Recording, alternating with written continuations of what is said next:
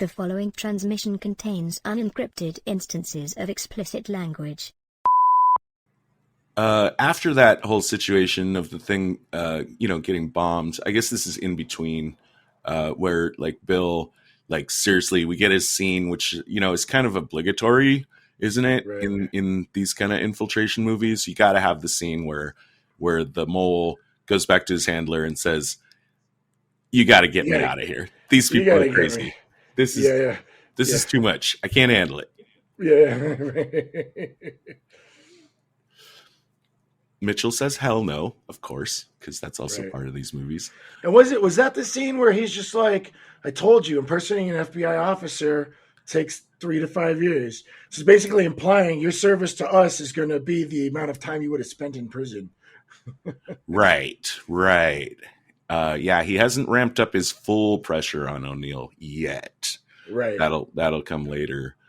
Hampton, when he gets out, and I didn't understand the structure of this. Like he gets out, but he's still on appeal. Like, in what part of the justice system do we let people out while they're waiting for appeal?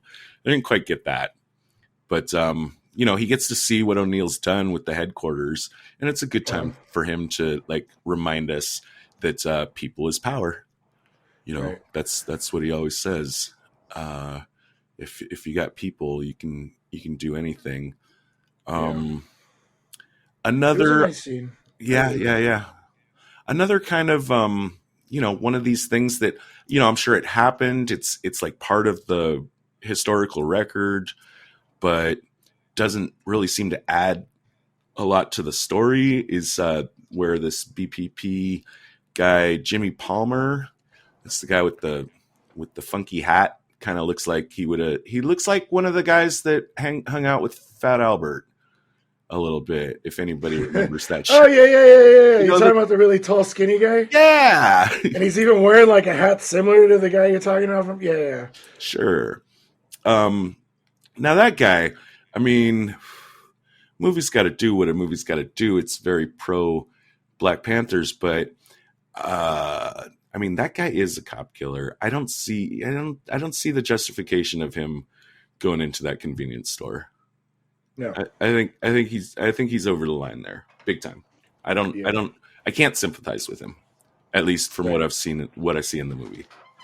Right. Yeah. No, not at all. I don't know what to say, but I mean, like, we needed to get as many different angles, and I think it kind of sets the tone for everything else going on. Yeah, well, I mean, it adds to the tone, it adds to the historical record, but it doesn't trigger or change any of the dynamic or direction of the story. Right. Like, kind of the same thing with the whole, this other George Sams, that's the other FBI informant. His story also just it doesn't move the story around. It's just kind of floating in there in the stream. Well, that's true. Other than they needed to show that there were other informants, I guess. Oh yeah, that's true. Yeah, just to show that. But it's not like for instance, like The Departed. Very similar movie, especially in this specific regard, where you've got, well, sort of, but I mean, you've got two guys that definitely could make each other's lives really shitty by snitching on each other. And in The Departed, they have, since it's like all fictional, they have the liberty to make sure every piece of what happens like affects the story, changes someone's arc or their decisions. And here it's just like more for like flavor, adds to the motif, adds to the message of the story, and is accurate to the historical record. I don't know. I just felt like I had to like have my piece on that. Like this whole like middle, what I guess like the second act of the movie is just kind of full of pieces. And they're not really interlocking in a super satisfying. Yeah, they're kind of like little side story. They don't really support. You're talking about like it just doesn't support the main plot. When I watched the movie the first time was for our brush pass. and I was enjoying some beers in that, and I was mostly just kind of skimming the movie. But I remember walking away feeling like there was a segment of the movie, a good third of the movie, kind of near the end, that I didn't really understand, like why the things that were happening mattered. And I just chalked it up to like, oh, well, I guess I just wasn't paying close attention. I was a little drunk. But so I specifically paid attention like more on my second rewatching to this section of the movie. And I was like, no, it's not you. That's how the movie is. Which, probably going to impact my overall star rating when we get to that. Oh, let's talk about this. Okay, so Hampton's basically doing his out of jail victory lap, right? Mm-hmm. He's back in business. Mr. Chairman taking the mic, rousing the rebel. And we see Jesse Plemons, Mitchell, only white guy in the room, in a room full of very angry. There was a lot of other white people. Oh, okay. Yeah, it was pretty mixed. But yes, keep going. All I want to say, I don't know if it's plus or minus or what to say about it, but except to say he's got some fucking balls showing up to that rally. Right. I would say plus 5 points I don't know if you want him to be there, but I think you would want someone there. Right. Get a look at, because I guess, the purpose is he wants to, at least the way the movie presents it, he wants to observe O'Neill in his undercover persona. Uh-huh. You got this guy, working for you, he's going in, he's coming back, you're meeting in a, abandoned warehouse, somewhere safe. Mm-hmm. But, you're just taking the information they're giving you as, it's just, I don't know. It's like a tablet, like in the BC comics where they send the tablet like across the sea and back. Like you're not actually there in the room with him when it's happening. Uh-huh. So yeah, I agree. It's plus by points to put someone in there to really get a look at I guess to Overwatch O'Neill, not to Overwatch, but don't we see that? We see that in some other movies too, like. Yeah, we've talked about this where it's really important to have spies watching your spies. Your own spies, right. if they're keeping tabs, yeah. If they're doing their job or not, could they have possibly have been compromised or flipped? It's like when we did Ronin, like why was nobody watching Gregor? Right. Could they be a double agent? Right. Especially if they're working for you under duress. Right. Like, you want that kind of intelligence. So yeah, I'll go with, I think we're in agreement. It's plus spy points for doing it, minus spy points for actually putting Jesse Plemons in there. Yeah, I don't know if you want to be there, unless you like got you low on staff or something. But I don't know that I would like if I'm the handler of this, I don't want anybody to see my face. Nope. So I'm gonna put a guy there. I don't care what ethnicity he is. He's just gonna be a dude. Like I like the costume that Plemons put on for it. He definitely put on the part, wearing the beanie and. He had the clothes he was wearing. He did not look like an agent. He definitely looked like some of the other whites that were in the audience. But yeah, I don't think he should have been there. I think that's the minus 5 points. There's another part that I also felt like I didn't quite understand, like that. Okay, let's see. Who is it? Oh, yeah. Jimmy Palmer is the guy that goes into the convenience store and gets gunned down after forcing a confrontation with the police. His like best friend or little brother or something like that shows up at a trailer of another party member. This is at 1 hour, 21 minutes of the movie. I don't know if you remember the scene I'm talking about.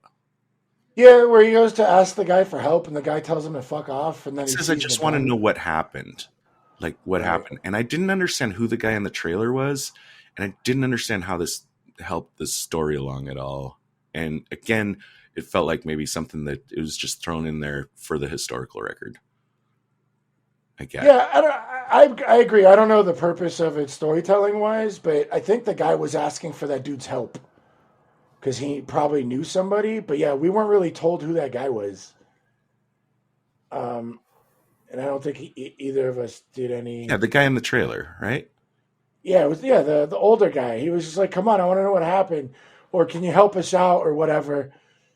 And the guy in the trailer pushed him away, and that's when his gun fell out, and he starts calling the police.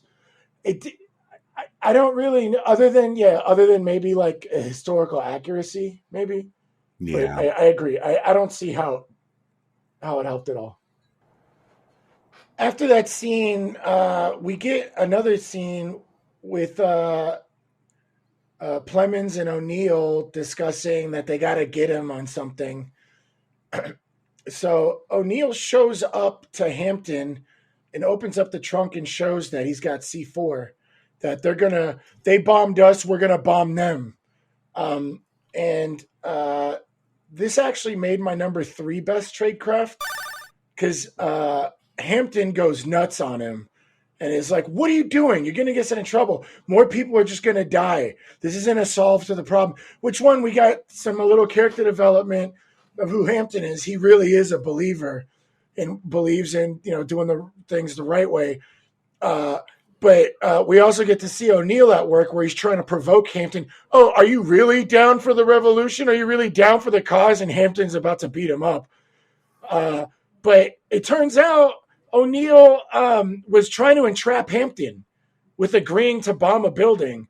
And then the FBI would have thwarted it and arrested Hampton. So I marked this as my number 3 best tradecraft was, one, the attempt of entrapping Hampton by the FBI as well as O'Neill. Like, "Hey, look, they bombed us. Let's go bomb them," which is like not only highly illegal, but having the C4. Like, this would have been a really big charge against Hampton. But also I wanted to mark it as great tradecraft for Hampton not taking it. He didn't realize that he was being entrapped. He really believed that, no, this is a bad decision. This is not how we operate. This is going to get us in trouble. This is going to get more of our people killed. This is going to look bad. This is going to be bad press for us. And it's just plain wrong to do. So no, we're not doing this. So that's why I marked it as my number 3 best tradecraft. But getting Hampton in prison apparently is not enough for J. Edgar Hoover. By the way, really great performance from Martin Sheen on that. They wanted to kill him. And as I mentioned in our Battle for Algiers episode, taking out the leader is not the best of ideas for like a revolutionary group, because now you just make them a martyr. And it's not like it got rid of the Panthers in Chicago or in the country. They kind of kept going, and there was still more of a civil rights movement and still quite a bit going on. So it's just not a good idea to just outright kill somebody. Yeah, I agree, but you can see the pattern that was absolutely the playbook. I mean, Malcolm Right. X, King, Hampton. Yep. Yeah, they just kept whacking at the same mole. And what's really interesting is I think Plemons' character had said to O'Neill, "Hey, look, the Panthers and the KKK are the same. They're a threat to the United States of America, and we're going to treat them as such." And he's trying to paint this picture to O'Neill that he's doing a good thing for his country and that the Panthers aren't doing the right thing, that they're in the wrong. Well, what's the hypocrisy here is the FBI is acting like the mafia here. Hey, all right, we'll just assassinate him. That'll solve all of the problems, right? That's not the way you do things in our country, right? But apparently Hoover thought it was. So that's why I wanted to mark it as my number 2 worst tradecraft. Yeah, how did Hoover end? Anyways, did he die at home in comfort, surrounded by his family? I'd love to have seen that guy get held accountable for all of his bullshit. I think he eventually resigned. I don't think he died in service. 72. he died 3 years after the events of this movie. Wow. So he very well might have died like of? in power. I'm getting there right now. Let's see. Illegal wiretap. Oh yeah. Reaction to civil rights. Late career and death. Yeah, obviously, famously, several presidents later claimed that the only reason they couldn't fire him was because he had dirt on them. Nixon said that. Truman said that. Kennedy said, let's see. Truman and Kennedy simply, according to Wiki, considered dismissing him would have too high of a political cost, which could be code for he had dirt on them. Yeah. Oh my God. He died in office. He was the director of FBI when he died of a heart attack in 1972, just 3 years. So fuck, like who knows? Well, money and power can't buy your health, right? You know? Yeah, that's true. When it's time to clock out, it's time to clock out, I guess. Kind of maybe a divine intervention there. I had a couple things that we skipped over or missed that I wanted to talk about before we talk about this final assassination attempt on Hampton. One of them was back when. Yeah, this got one of my worst. Let's see, where is it in my notes? This is where Hampton, during his time in prison, is trying to sneak letters out to his girlfriend. And, there's some tradecraft involved in that too, with, it made me think like, I wonder if there's a good like prison movie that would make a good, like, type of movie to do on this show, because, prison, we're constantly like told, and I think there's a lot of dramatic representations out there of like, people keeping secrets, having allies, getting favors done for each other, scratching each other's backs.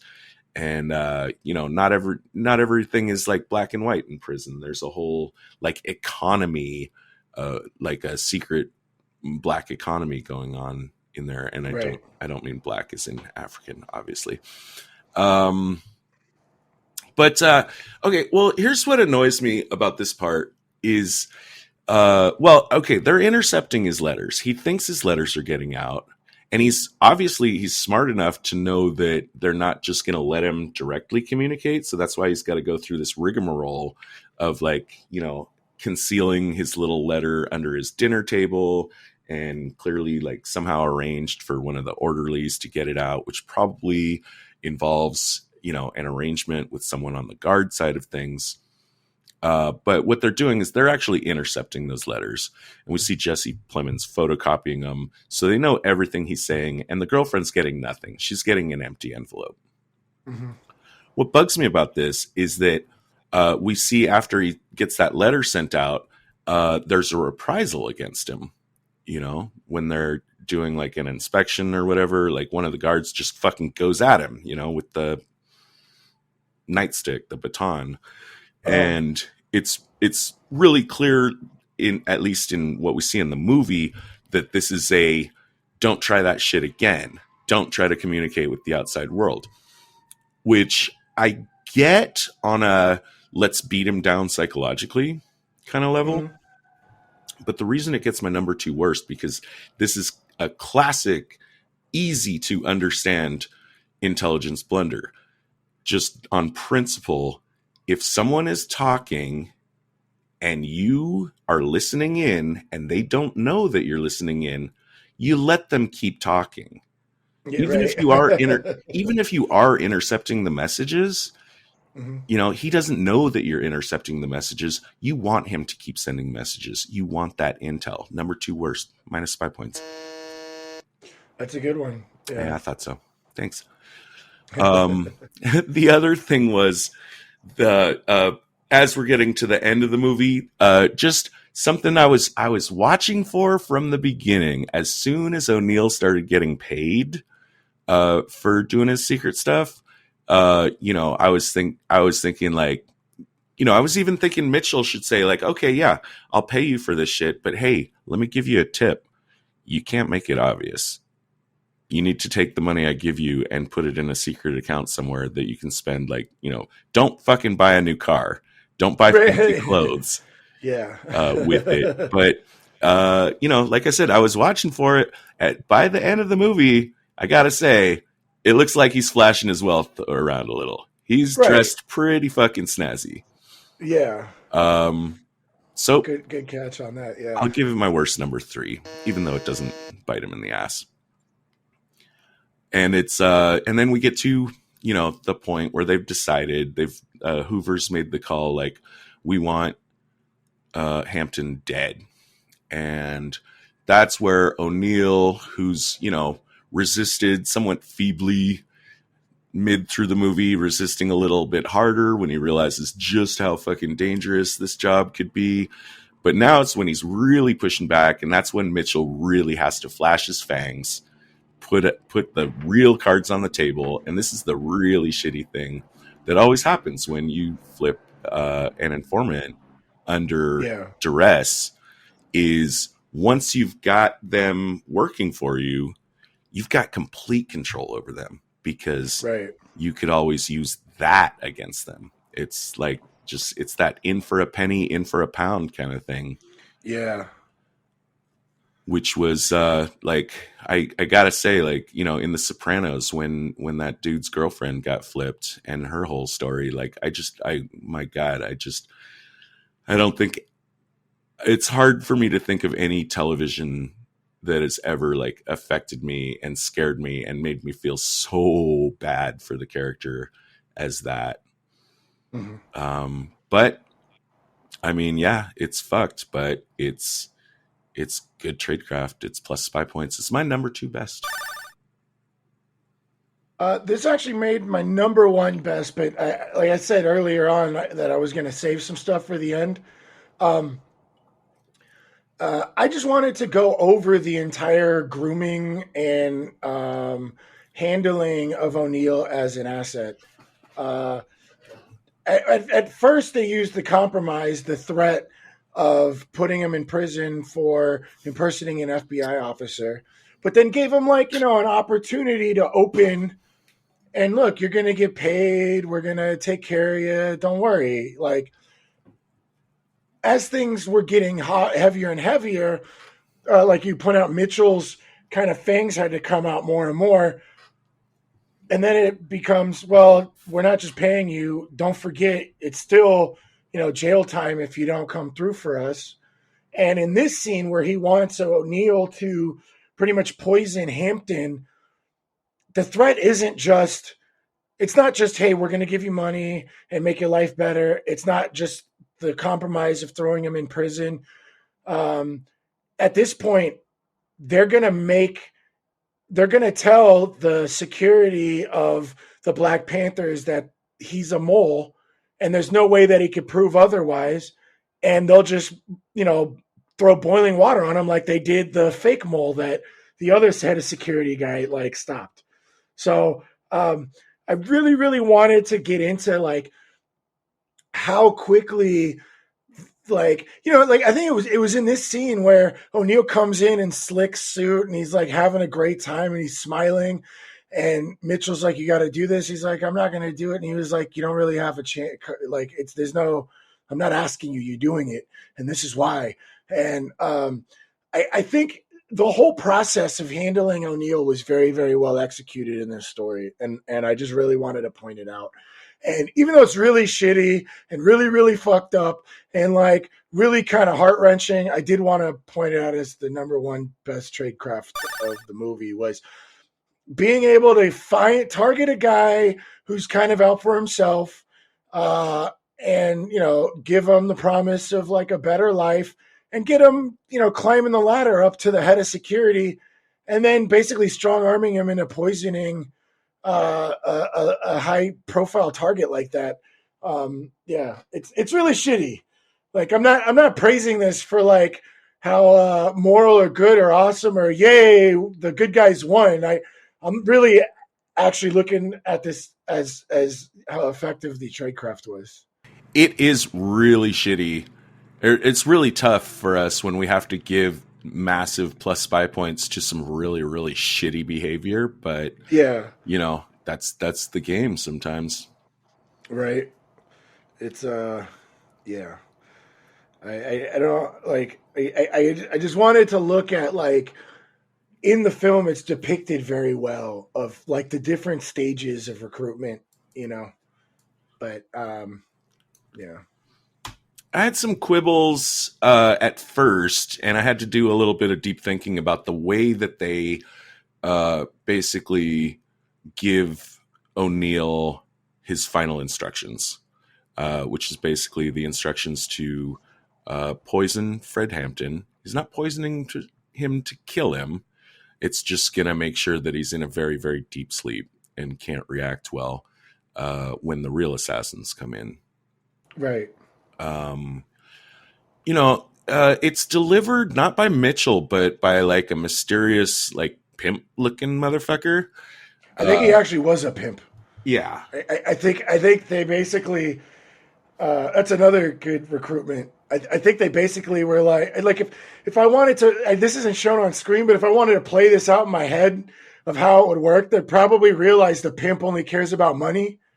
And they're probably like, look, we'll pay you this to do this. That's kind of how I want to believe it played out. Right. And I like I'm full on plus spy points for monitoring O'Neill. We talked about that before. Yeah. At first I thought this is really the wrong way to set up this mission. This is a really important mission, the assassination of Fred Hampton. And my first impulse was to think this is something that Mitchell should have handled directly between him and O'Neill. Like they should have had him at the station in a briefing room, showing him the diagram of the map, explaining to him every fucking detail of what's going to happen, what you should worry about, how it's going to go down, triple checking that O'Neill knows exactly what he needs to do. Right. And so I was going to give it minus spy points. It bothered me so much that I kept chewing on it, though. And eventually I realized that this is so far over the line for the FBI that maybe, even though, because I think it's a shitty way to get to convince O'Neill to do the mission, it's definitely a shitty way to prepare him for the mission. It's definitely a shitty way to make sure he's going to do what he's supposed to do for the mission. But on the other hand, this creates distance. If this guy, O'Neill, ends up in a fucking courtroom testifying for any reason that, who told you who explained the poison thing to you? Oh, it was Mitchell. Oh, who's Mitchell's boss? This guy. Oh, who told you to do that? Fucking J. Edgar Hoover. Yeah. I flipped entirely over. And I think at the end, it's like I said, there's a bunch of downsides to doing it this way, setting it up so that if he ever ends up in a courtroom, why did you poison Fred Hampton? Some fucking shady ass pimp suggested it in a bar, right. Is what you want, what you want him to be able to say. Right. So even though there's so many downsides, I think it has to be this way. And I'm going to flip myself over to some plus spy points and even call it my number 3 best tradecraft of the film. Yeah, that's a good one. That was such a great scene.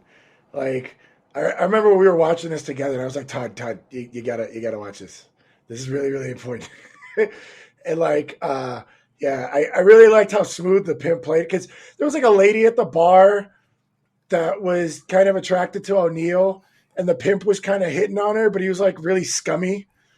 Like he just automatically was like, "Hey, let's go upstairs," and he was just short of saying, "Hey, lady, let's go fuck," right? Like, so he's kind of like sleazy. The lady kind of walks off and talks to like O'Neill and is flirting with him. She goes to the bathroom, and that's when the pimp kind of lets O'Neill know who he is. By the way, I need to hire that guy. Yeah, right. Okay, you know where I'm going with this? Yeah.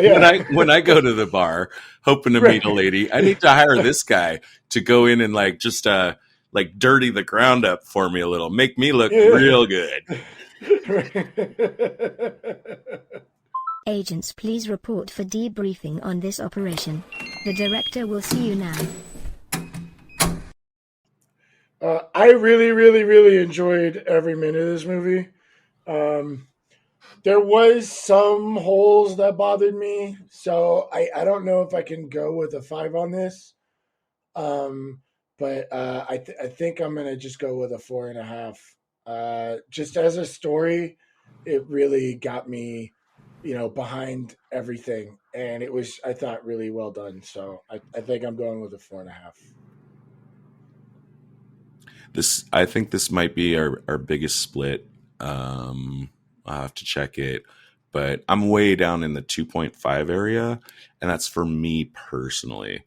I am super happy that I saw the film once. I think this is, to me, like a one and done kind of movie. And on that level, I would put it up there with you, up in the 4 range kind of thing. But I don't think there's enough here for me of the kind of stuff that I like to see, that I really need to revisit. There is just, again, I think it's all the disconnected stuff, the unconnected stuff, the plugs that don't have sockets necessarily throughout, like kind of most of the last half of the movie. But it was really good, and I hope it does get seen by a lot of people. So Tradecraft. Yeah. Over our best and worst. Sure. I'll lead on best. The number 3, the keeping the distance between this final nefarious act. Like I said, it was funny because it bothered me so much. There were so many problems with it that I was gonna flag it for -5 points, and then it bothered me so much that I kept going over and over and over, and eventually I thought, like, no, it has to be this way. Right. Number 3 best, fucking for the pimp. My number 2 best, I guess, is the final threat against O'Neill, which kind of goes to the whole thing about, like, this is, Mitchell threatening O'Neill, like, no, you can't walk away. And it's always good to see this graduated approach, depending on where you first start out on the MICE chart of money, ideology, compromise, which is what we have here, and ego. No matter where you start there, you can also start drawing additional connections, like if you started with money, that could later turn into compromise, and that could later turn into ego or whatever. But compromise is kind of like the big C in MICE at the end of the day, because once you've started working and they can basically just say fuck you and turn you over to your enemies, right? Like that's the ultimate level of compromise. So number 2 best, but my number 1 best has to go to that, again, really shitty but brilliant idea of having this FBI informant who also, we don't know if he got flipped. Maybe he did the murder and then they used that to compromise him. They would have had some heavy leverage on him. But this idea, you've got a guy wanted for murder and you have no interest in capturing him, because the more every place he goes, because of his legal status, you instantly get a search warrant. Number 1 best. Yeah, it's a good one. My best tradecraft, my number 3, was the C4 entrapment idea by O'Neill, as well as Hampton not taking it. I thought it was a really good moment for the plot. My number 2 best tradecraft was Fred Hampton uniting the Puerto Ricans, the Black Panthers, and the white supremacists, or whatever, the Confederate, whatever group that was. White supremacists. Yeah, I'm definitely cool with calling them that. the argument that he gives them and the Mm-hmm. speech and the Mm-hmm. ability to see that it's needed. I think it's really, Well, the really a big ability, deal. primarily, probably the ability to perceive their underlying economic, uh, um, like, not that they are allies, but they are facing the same problems. We have the Yeah, same enemy. We have the same right, fucking enemy, like, right. and being able to perceive that, especially through this barrier of black versus white, Hmm. is incredibly perceptive. I mean, and King, and of course, like Hampton is shown in the movie to be like, absolutely drenching himself in knowing Martin Luther King speeches. And King was always about economics, not about race, really, at the end of the day, I think. Yeah, absolutely. Um, and well, that even just that scene shows that like he's really just trying to end poverty. It looks like and help people that need. Especially from the area that he came from, um, and the neighbors that he had that he was willing to kind of extend an olive branch to. But yeah, that's why I made my number 2 best tradecraft. But my number 1 best tradecraft, since it was the main theme of the movie, was just the overall handling of O'Neill by Plemons. Um, it just from the get go. Hey, you're facing time. Well, one, they targeted this guy who's kind of like an out for himself, right? And he can handle, keeping up a false persona. So just with the targeting alone, then going in, hey, with the threat, we're going to throw you in jail, do this. And then he starts doing it. So don't worry, we'll reward you. Here, look at the life you could have. And then going right back into, no, you're stuck here. You're not going anywhere. We will throw you under the bus. I think the whole, even though it's really shitty, I think the depiction of how a lot of, I guess, flipping an asset or an agent works is kind of was well done. But yeah, those are my best trade crafts. My number 3 worst tradecraft was just kind of a private pleasure because I was like, I was just like, as a hunter watching the movie, I was like waiting for him to like start wearing flashier clothes or having a better car or something. And then Right. when it finally happened, I was like, I gotcha. Right. It's subtle. There's not a lot. I mean, yeah, we'll talk more about it in Park Bench thing, but there's not a lot to super grab onto as far as missteps in tradecraft. So I thought this one was worthy. Number 2, I think, is solid though. This is reprisals against Fred Hampton for trying to sneak letters out. Again, I think it's a solid principle of intelligence at all times. If they're talking and you're listening and they don't know, you let them keep talking. Right. You There's don't. no reason. Right. Yeah, there's none. I mean, psychological, maybe. I'm sure that kind of went into that decision of maybe just trying to break his morale or his, Spirit or yeah, whatever. break his spirit. But again, that would be a massive failure of intelligence. Like, if you think you're going to break his spirit, like, you know nothing about Fred Hampton. Right. Yeah. Exactly. Clearly, you haven't been doing your homework. Number 1 worst is, it's an easy, just like this notion just fell in a hole and never got resolved. That guy, and I don't know if it happened or if they were just, put it in the movie to ramp up some tension. But, you have a guy in the Crowns that has seen Bill O'Neill with an FBI badge. And even though he's not allowed to talk in that meeting, surely he would have brought that up at a later date. And it's like, it's such a, man, it's pretty bad. Like, not as far as Right. tradecraft of characters, but of tradecraft of the movie, like just forgetting a really important Right. thing. Yeah. My worst tradecraft, number 3 was the FBI propaganda, not doing their homework on vernacular and making it obvious that some random government white guy wrote this. Dig in.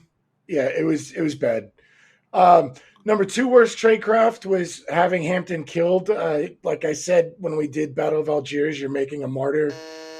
You're literally just making the problem worse. Number two worst tradecraft was promoting not one but two moles as head of security. I want to say this is just the movie and not historical, because I would like to think the Black Panthers, who accomplished so much in the country and practically worshipped Fidel Castro, and the white chicks wear his shirt. Che Guevara. Che Guevara. Sorry, I don't know why I brain farted that name. They practically worshipped like Castro and Che Guevara, and I find it hard to believe that they wouldn't have learned anything about counterintelligence from them.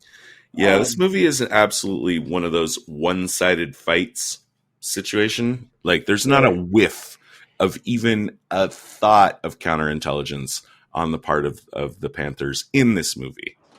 Yeah, whatsoever. Or like any like really intelligence like activity. It doesn't seem like they're trying to get a mole into the FBI. It doesn't seem like they're sending in, or like they're not really watching anything, right? They don't even seem to. The idea of their organization being infiltrated never seems to even pass through their minds, which feels very, like you said, very inauthentic, probably to historical reality. And it's also like, I think, a missed opportunity for the movie to be a better spy movie. You know, I'm not sure it makes it a better movie, but we talk about tradecraft in terms of just tradecraft, you know, like sometimes you can have shitty tradecraft in a really good movie, and sometimes you can have great tradecraft in a meh movie. Yeah, the two are disconnected, and that's why we separate our park bench ratings from our star ratings for sure, right? Yeah, absolutely. How you feeling on park benches here? Do you have an opening bid? Do you have initial thoughts? Anything you're struck with my number one worst tradecraft? I kind of want to start pretty low, even though the handling of O'Neill was really well done. It seems like the FBI was like way ahead. I kind of want to go with a 3.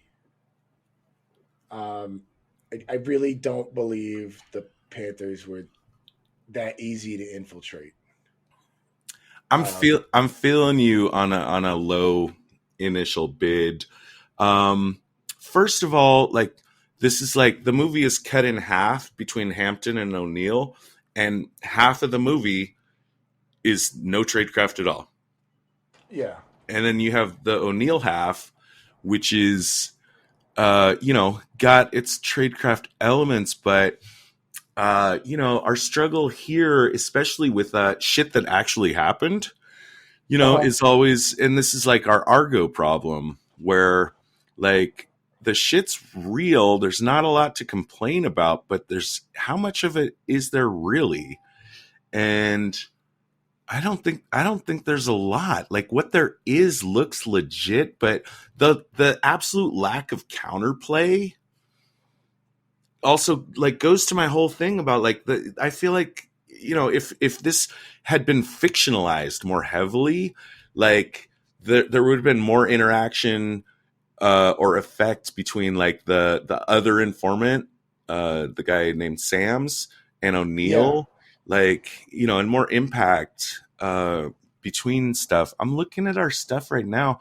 What did you say, a 3? Yeah, I kind of want to start at a 3. Starting bid. That's like No Way Out, Sneakers, Atomic Blonde territory. Yeah,